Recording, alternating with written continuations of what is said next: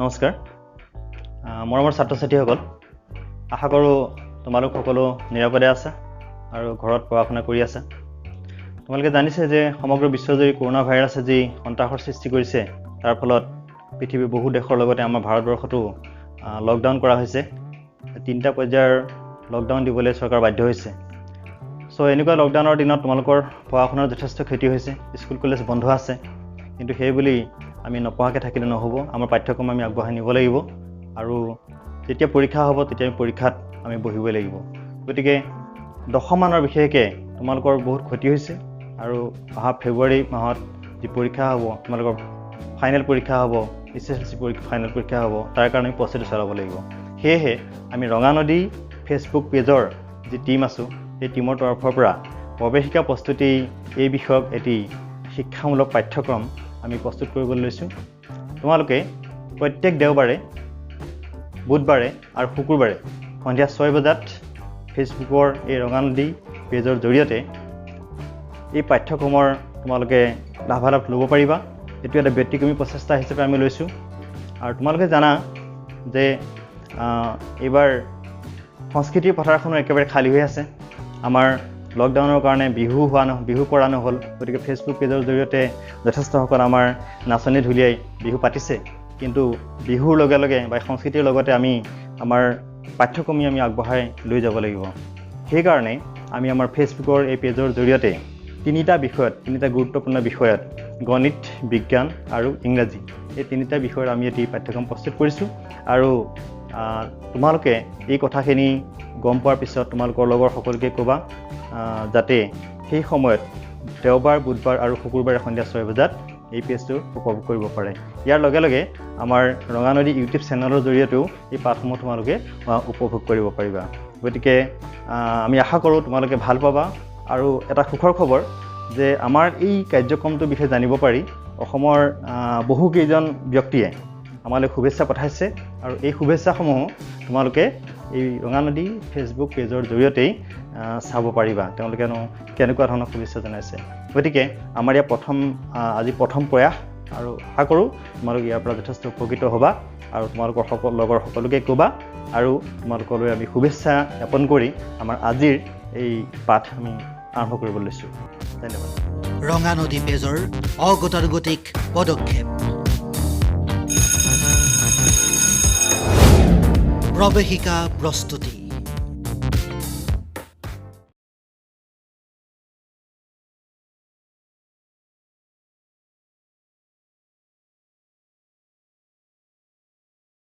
নমস্কাৰ ছাত্ৰ ছাত্ৰীসকল আমি ৰঙানদী ফেচবুক পেজৰ যি প্ৰৱেশিকা প্ৰস্তুতি পাঠ্যক্ৰম আমি আজি আৰম্ভ কৰিবলৈ লৈছোঁ আজি আমি তোমালোকৰ এটি খুব গুৰুত্বপূৰ্ণ বিষয় দশমানৰ গণিতৰ গুৰুত্বপূৰ্ণ বিষয় এটি আৰম্ভ কৰিবলৈ লৈছোঁ তাৰ আগতে মই মোৰ পৰিচয়টো দিব বিচাৰিছোঁ মই বীৰেঞ্চি কুমাৰ বৰুৱা পিছলাগুৰি উচ্চতৰ মাধ্যমিক বিদ্যালয়ৰ গণিত বিষয়ৰ শিক্ষক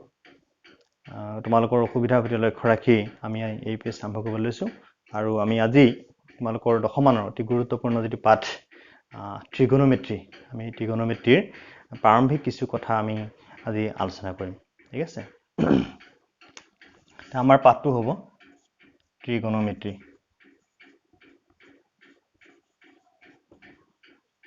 অসমীয়াত আমি কি ক'ম ত্ৰিকোণমিতি ত্ৰিগোণমিতিৰ কথা ক'বলৈ যাওঁতে আমি প্ৰথমতে জানিব লাগিব যে ত্ৰিকোণমিতি আমাৰ কিহৰ কাৰণে প্ৰয়োজন হয় ত্ৰিকোণমিতিৰ এটা বহুত ডাঙৰ বুৰঞ্জী আছে সকলোখিনি কথা নকলেও আমি এটা খুব থুলমূল কেইটামান কথা আমি ক'ব লাগিব ইয়াৰ বিষয়ে যে ত্ৰিকোণমিতি আমি কিয় শিকিব লাগে তোমালোকে তোমালোকৰ ঘৰৰ ওচৰত থকা কিছুমান বিদ্যুতৰ টাৱাৰ দেখিছা বা মোবাইল টাৱাৰ তোমালোকে দেখিছা সেই টাৱাৰবিলাকৰ উচ্চতাটো আমি কেনেকৈ জুখিব পাৰোঁ ওপৰলৈ নুঠাকৈ আমি কেনেকৈ জুখিব পাৰোঁ বা এখন নদী আছে নদীখনৰ প্ৰস্থটো আমি কেনেকৈ জুখিব পাৰোঁ ফিটা নমৰাকৈ আমি কেনেকৈ জুখিব পাৰোঁ এনেকুৱা ধৰণৰ কিছুমান সমস্যা আছে যিবিলাক কিন্তু আমি খুব সহজভাৱে এই ত্ৰিকোণমিতিৰ প্ৰয়োগ কৰি আমি উলিয়াব পাৰোঁ আৰু যেতিয়া আমি ত্ৰিকোণমিতি পাঠটো পঢ়ি শেষ কৰিম তাৰপিছত তোমালোকে নিজেও সেই টাৱাৰৰ উচ্চতা নিজে নিজে তোমালোকে উলিয়াব পাৰিবা বা এখন ডাঙৰ নদীৰ প্ৰস্থও তোমালোকে উলিয়াব পাৰিবা গতিকে আমি ত্ৰিকোণমিতি আমি আৰম্ভ কৰোঁ ত্ৰিকোণমিতিৰ প্ৰথম কথা হৈছে যে যিটো শব্দ সেই শব্দটোৰ অৰ্থটো কি ইয়াতে আমি তিনিটা পাৰ্ট হৈ আছে যে অসমীয়াৰ আমি শব্দটো চাওঁ তেনেহ'লে ইয়াতে পাবা ত্ৰিকোণ আৰু মিতি ত্ৰিকোণমিতি তাৰ মানে ইয়াত ত্ৰি মানে হৈছে তিনি আৰু কোণ তোমালোকে জানা জ্যামিতিৰ কোণ আৰু মিতি হৈছে মিতি শব্দটোৰ অৰ্থ হৈছে জোখমাখ আৰু সেইটো আমাৰ গ্ৰীক শব্দ ত্ৰি গণ আৰু মেট্ৰি ইয়াৰ লগতো মিল আছে আচলতে ত্ৰিকোণমিতি শব্দটোৱে আহিছে ত্ৰি গণ আৰু মিতি এই তিনিটা শব্দৰ সংযোগত ত্ৰি মানে তিনি গণ মানে হৈছে বাহু আৰু মেটি মানে হৈছে জোখমাখ যেটো মেটি গতিকে ত্ৰিকোণমিতিৰ অৰ্থটো হৈছে কি যে তিনিটা কোণ বা তিনিটা বাহু য'ত থাকে অৰ্থাৎ এটা ত্ৰিভুজৰ বিভিন্ন যিবিলাক জোখমাখ সম্পৰ্কীয় কথা সেইবিলাকে আমি ক'ত আলোচনা কৰোঁ এই ত্ৰিকোণমিতিত আমি আলোচনা কৰিম ঠিক আছে ওকে তো কিহৰ বিষয়ে আলোচনা কৰিম বুলি ক'লো আমি এটা ত্ৰিভুজৰ যিবিলাক বাহু আৰু কোণ সিহঁতৰ সম্পৰ্কবিলাকৰ বিষয়ে আমি ত্ৰিকোণমিতিত আলোচনা কৰিম এতিয়া ত্ৰিকোণমিতিত আমি যেহেতু ত্ৰিভুজৰ কথা ক'লো ইয়াতে কিন্তু সকলোবোৰ ত্ৰিভুজৰ বিষয়ে ইয়াত আলোচনা কৰা নহয় সাধাৰণতে সমকোণী ত্ৰিভুজৰ ক্ষেত্ৰতহে এই ত্ৰিকোণমিতি প্ৰয়োগ কৰা হয় তো সমকোণী ত্ৰিভুজৰ বিষয়ে আমি ত্ৰিকোণমিতিৰ মূল কথাবোৰ পঢ়াৰ আগতে ভালদৰে জানি ল'ব লাগিব আমি কিহৰ বিষয়ে জানিব লাগিব বুলি ক'লো সমকোণী ত্ৰিভুজ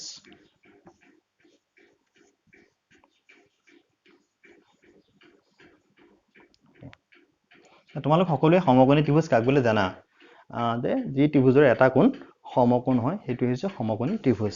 আৰু সমকোণী ত্ৰিভুজনো কিয় লোৱা হয় আচলতে যিকোনো এটা ত্ৰিভুজ যদি আমি আঁকো সেই ত্ৰিভুজটোক কি সমকোণী নহলেও আমি দুটা সমকোণী ত্ৰিভুজলৈ আমি কি কৰিব পৰিৱৰ্তন কৰিব পাৰোঁ যদি আমি ইয়াৰ পৰা এটা লম্ব অংকন কৰোঁ তেনেহলে যিকোনো ধৰণৰ ত্ৰিভুজেই দুটা সমকোণী ত্ৰিভুজলৈ পৰিৱৰ্তিত হয় সেইকাৰণে আমি সমকোণী ত্ৰিভুজৰ জোখমাখ সম্পৰ্কীয় কথাবোৰ জানিলেই আমি যিকোনো ত্ৰিভুজৰ ক্ষেত্ৰতে সেইটো আমি প্ৰয়োগ কৰিব পাৰোঁ এতিয়া আমি আহো সমকোণী ত্ৰিভুজৰ কথালৈ ধৰি লোৱা মই ইয়াত এটা সমকোণী ত্ৰিভুজ অংকন কৰিছো ধৰি লোৱা ত্ৰিভুজটোৰ নামটো ABC য'ত B কোণটো হ'ল এটা সমকোণ এতিয়া এই সমকোণী ত্ৰিভুজৰ বিষয়ে তোমালোকে আগতে পাই আহিছা কিন্তু ইয়াতে যিকেইটা বাহু আছে সেই বাহুকেইটাৰ ক্ষেত্ৰত এটা কথা তোমালোকে মন কৰিব লাগিব যে বাহুকেইটাৰ তিনিটা নিৰ্দিষ্ট নাম আছে ধৰি লোৱা আমি সাধাৰণতে আমাৰ যিটো লোৱাৰ ক্লাছ আছিলে তাতে আমি BC যেটো তলৰ ফালে থাকে সেই বাহুটোকে আমি ভূমি বুলি লওঁ ইয়াতো যদি আমি সেই বাহুটোক আমি ভূমি বুলি কওঁ ভূমিৰ ইংৰাজীত বেছ গতিকে আমি তাক বি আখৰটোৰে আমি বুজাব পাৰোঁ বি আৰু ভূমিৰ লগত যিডাল লম্ব হৈ বাহু থাকিব সেই বাহুডালক আমি লম্ব বুলি ক'ম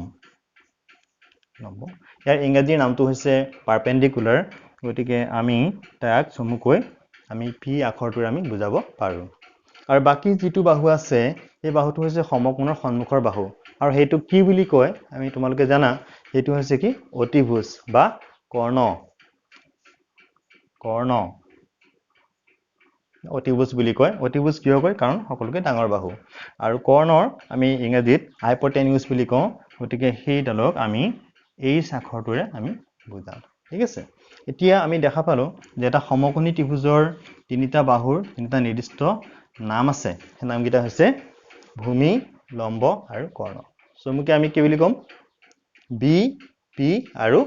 এইচ ঠিক আছে এতিয়া এটা কথা অৱশ্যে ত্ৰিকোণমিতিত আমি ক'ব লাগিব যে লোৱাৰ ক্লাছত সেইটো কথা আলোচনা কৰা নহয় কিন্তু আমি হায়াৰ ক্লাছত ইয়াতে ভূমি আৰু লম্বৰ ক্ষেত্ৰত কিন্তু আমি সাল সলনি কৰিব পাৰোঁ অৰ্থাৎ আমি লোৱাৰ ক্লাছত যেটা তলৰ ফালে থাকে তাকে আমি ভূমি বুলি কৈছিলোঁ কিন্তু ইয়াতে আমি কিন্তু এই AB বাহুটোক আমি ভূমি হিচাপে ল'ব পাৰোঁ যদি AB বাহুটোক আমি ভূমি হিচাপে লওঁ তেতিয়াহ'লে লম্ব কোনডাল হ'ব তে লম্ব হ'ব BC কিন্তু কৰ্ণডাল সাল সলনি নহয় কাৰণ আমি জানো যে সমকোণৰ সন্মুখত থকা যিটো বাহু সেইটো কৰ্ণ কিন্তু বাকি দুটাল বাহু আমি কি বুলি ধৰিব পাৰোঁ ভূমি আৰু লম্ব হিচাপে আমি সাল সলনি কৰিব পাৰোঁ আৰু এটা কথা ইয়াতে কৈ থওঁ যে সমকোণী ত্ৰিভুজৰ ক্ষেত্ৰত তোমালোকে জানা যে এটা কোণ সদায় সমকোণ হৈ থাকে কোনটো সমকোণ ইয়াত আমাৰ বি কোণটো সমকোণ হৈ আছে তেনেহলে ইয়াৰ মানটো 90 ডিগ্ৰী আৰু তেনেহলে বাকি দুটা কোণৰ সমষ্টিও কিমান হ'ব লাগিব 90 ডিগ্ৰী যদি এটা ত্ৰিভুজত দুটা কোণৰ সমষ্টিটো 90 ডিগ্ৰী হৈ থাকে তেনেহলে দুইটা কোণ 90 ডিগ্ৰীতকৈ সৰু আৰু সেই কাৰণে এই কোণ দুটা কি কোণ হ'ব সূক্ষ্ম কোণ হ'ব গতিকে ইয়াতে ABC সমকোণী ত্ৰিভুজটোৰ A আৰু C এইটো কোণ আৰু এইটো কোণ এইটা হল সূক্ষ্ম কোণ অৰ্থাৎ 90 ডিগ্ৰীতকৈ সৰু কোণ এতিয়া আমাৰ যেটো ত্ৰিকোণমিতিৰ পাঠটো আছে ত্ৰিকোণমিতিৰ পাঠটোৰ আমাৰ যিবিলাক আলোচনা হ'ব সেইবিলাক হি সূক্ষ্ম কোণ সাপেক্ষে আমি আলোচনা কৰিম সূক্ষ্ম কোণ সাপেক্ষে বাহুবিলাক বা কোণবিলাকৰ বা কোণৰ যিবিলাক সম্পৰ্ক আছে সেই সম্পৰ্কবিলাকৰ বিষয়ে আমি আলোচনা কৰিম এতিয়া সমকোণী ত্ৰিভুজৰ এই বাহুকেইটাৰ তোমালোকে এটা সম্পৰ্ক নিশ্চয় আগতে পাইছা যে কৰ্ণ ভূমি আৰু লম্বৰ মাজত এটা সম্পৰ্ক আছে কাৰ সম্পৰ্ক আছিল এটো পাইথাগোৰাছৰ সম্পৰ্ক পাইথাগোৰাছে এটা সমকোণী ত্ৰিভুজৰ তিনিটা বাহুৰ মাজত এটা সম্পৰ্ক স্থাপন কৰি থৈ গৈছে তে সেই সম্পৰ্কটো কি তোমালোকে নিশ্চয় পাই আহিছা এই সম্পৰ্কটো হৈছে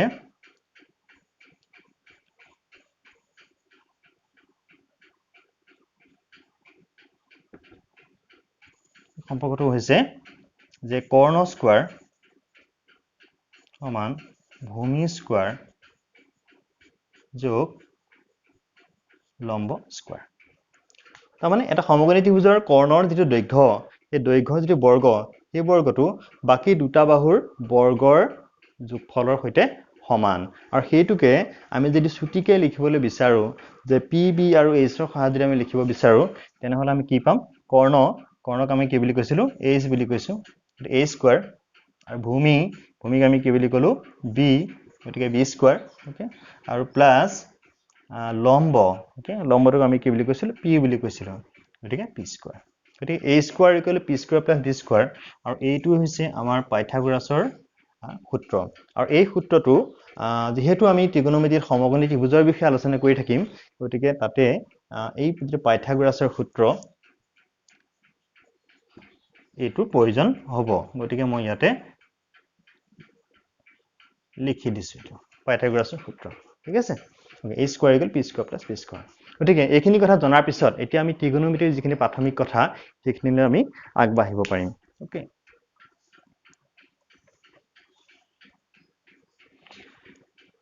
ত্ৰিকোণমিতিৰ আমি প্ৰথম জানিবলগীয়া কথা হৈছে ত্ৰিকোণমিতিক অনুপাত ত্ৰিকোণমিতিক অনুপাত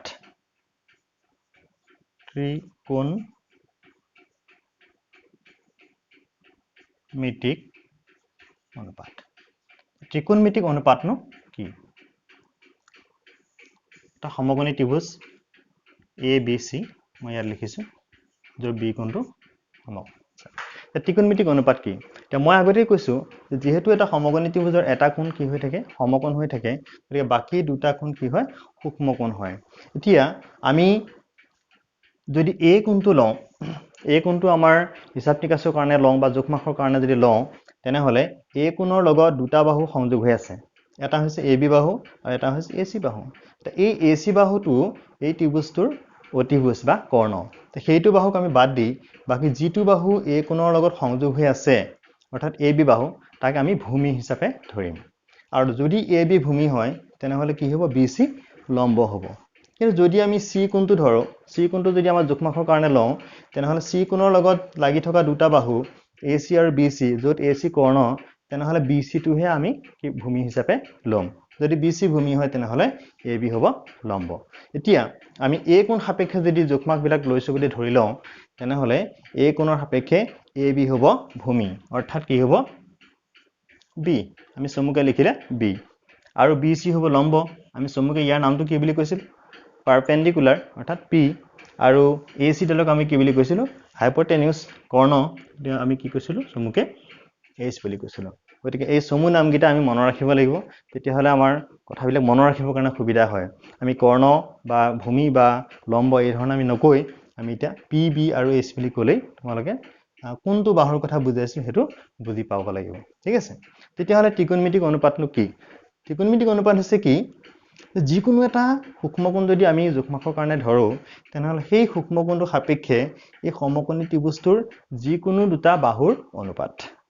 সমকোণী ত্ৰিভুজটোৰ যিকোনো দুটা বাহুৰ অনুপাতেই হৈছে কি ত্ৰিকোণমিতিক অনুপাত য'ত নেকি সেই অনুপাতবোৰ এটা নিৰ্দিষ্ট সূক্ষ্মকোণ সাপেক্ষেহে লোৱা হয় যদি আমি a কোণ সাপেক্ষে ধৰো তেনেহলে b আৰু p ৰ মাজৰ এটা অনুপাত আমি কৰিব পাৰো p আৰু h ৰ মাজৰ এটা অনুপাত হ'ব পাৰে বা b আৰু h ৰ মাজত এটা অনুপাত হ'ব পাৰে এই যিবোৰ অনুপাত সেই অনুপাতবিলাকেই হৈছে ত্ৰিকোণমিতিক অনুপাত ওকে গতিকে সেইখিনি কথা মই ইয়াতে লিখি নিদিওঁ কিন্তু অনুপাতবিলাক কি হ'ব সেইখিনি আমি লিখিম মাত্ৰ এইটোৱে জানি থোৱা যে এটা সমকোণী ত্ৰিভুজৰ যিকোনো এটা সূক্ষ্মকোণ সাপেক্ষে যিকোনো দুটা বাহুৰ যেটো অনুপাত সেই অনুপাতটোক আমি কি বুলি কওঁ ত্ৰিকোণমিতিক অনুপাত বুলি কওঁ ঠিক আছে তেতিয়াহ'লে আমি চাওঁচোন ত্ৰিকোণমিতিক অনুপাতবিলাক কি কি হ'ব পাৰে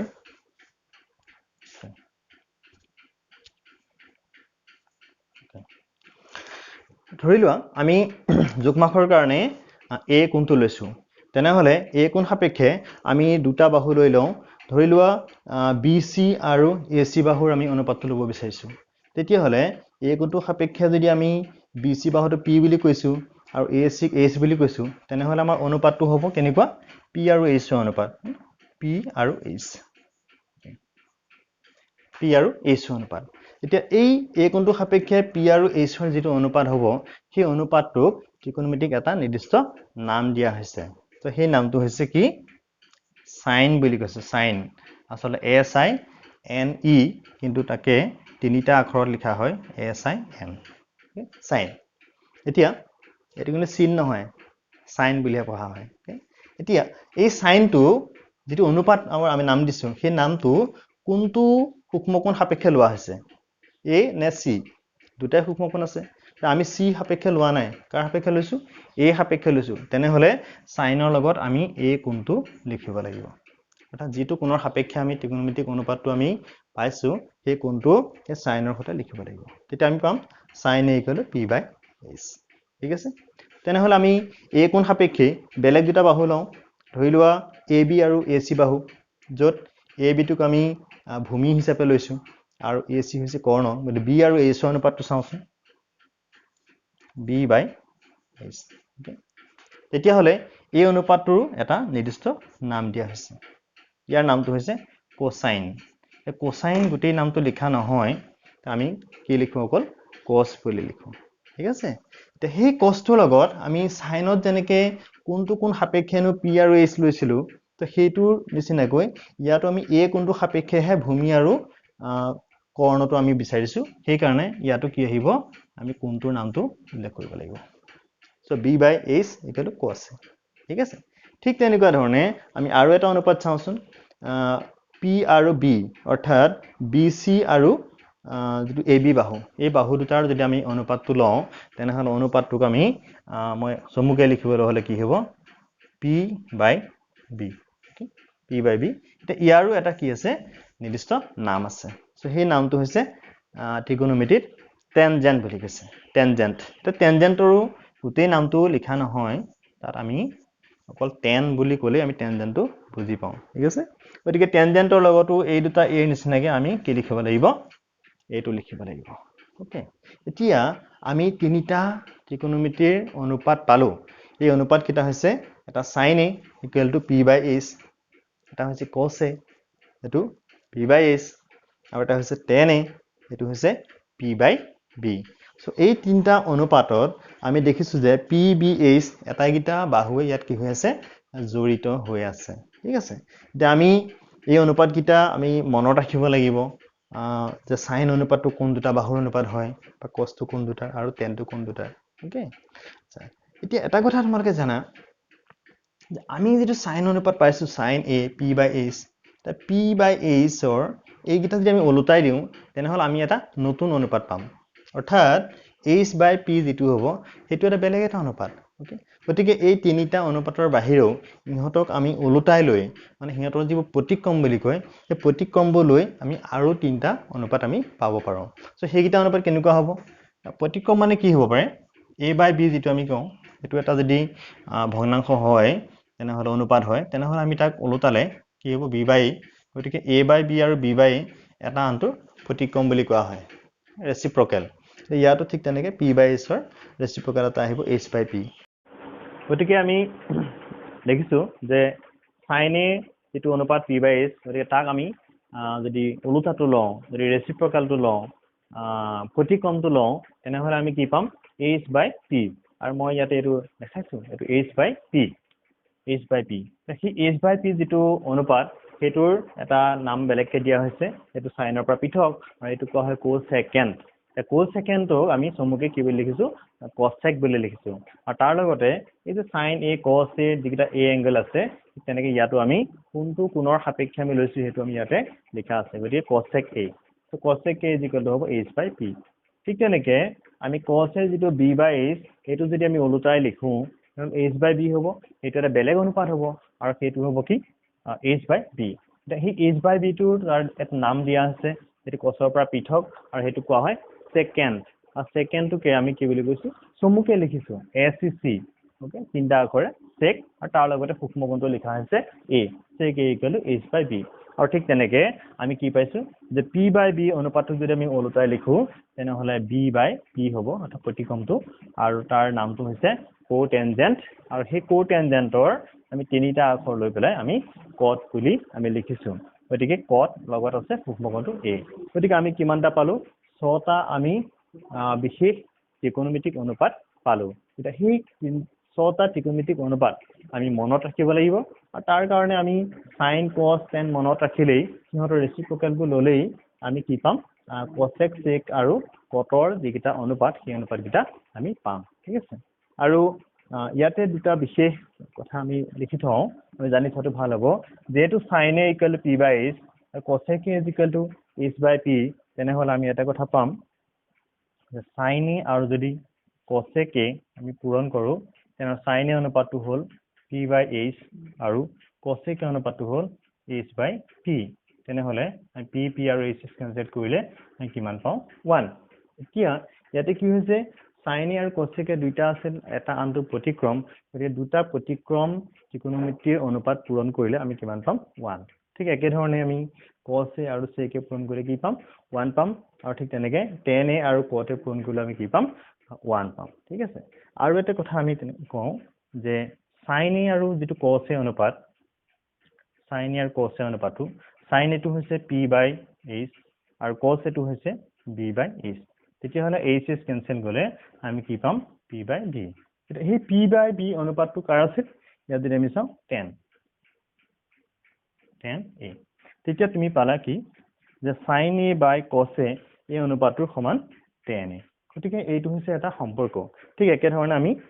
কছ এ বাই সাইন এ কৰিলে কি পাম, আমি কট এ পাম। এইটো তোমালোকে নিজে উলিয়াই ল'ব পাৰিবা। ঠিক আছে, এতিয়া এইখিনি হৈছে আমাৰ ত্ৰিকোণমিতিক অনুপাত। আৰু এতিয়া কথাটো হৈছে কি, আমি এইখিনি মনত ৰাখিব লাগিব। সাধাৰণতে কি হয়, এই অনুপাতকেইটা খেলি মেলি লাগে, কিন্তু আমি এই তিনিটা অনুপাত যদি মনত ৰাখিব পাৰো, তেনেহ'লে আমি এইকেইটা অনুপাত আমি খুব সহজে মনত ৰাখিব পাৰিম। আমাৰ এই মনত ৰখাৰ কাৰণে খুব সহজ কিতাপ এটা আছে, আমি এটা অসমীয়াটো আমি দিব পাৰো, আৰু এটা ইংৰাজীটো খুব সহজে মনত ৰাখিব পৰাৰ কাৰণে আমাৰ হাতত কিতাপ আছে। সেই কিতাপটো আজি নহয়, আমি ইয়াৰ পিছৰ যিটো পৰৱৰ্তী আমাৰ খণ্ড হ'ব, তাত আমি সেইখিনি কথা জনাম, আৰু তাৰ পিছৰ যিখিনি কথা ক'বলগীয়া আছে ত্ৰিকোণমিতিৰ পিছৰ অংশখিনি আমি পৰৱৰ্তী ক্লাছত আমি তোমালোকক শিকাম। ঠিক আছে, এতিয়া এইখিনি কথা তোমালোকে কেনেকুৱা পালা সেইটো আমাক জনাবা, আৰু তাৰ ওপৰতে ভিত্তি কৰি আমাৰ তোমালোকৰ কিহৰ প্ৰয়োজন হৈছে, কেনেকুৱা ধৰণৰ ভিডিঅ'ৰ প্ৰয়োজন, কি কথা বুজা নাই, সেইখিনি কথা আমাক ক'লে আমি নিশ্চয় পৰৱৰ্তী ভিডিঅ'বিলাকত তোমালোকক সেই বিষয়ে আমি জনাব পাৰিম। ঠিক আছে, তেনেহ'লে আজিলৈ আমি ইমানতে সামৰিছোঁ।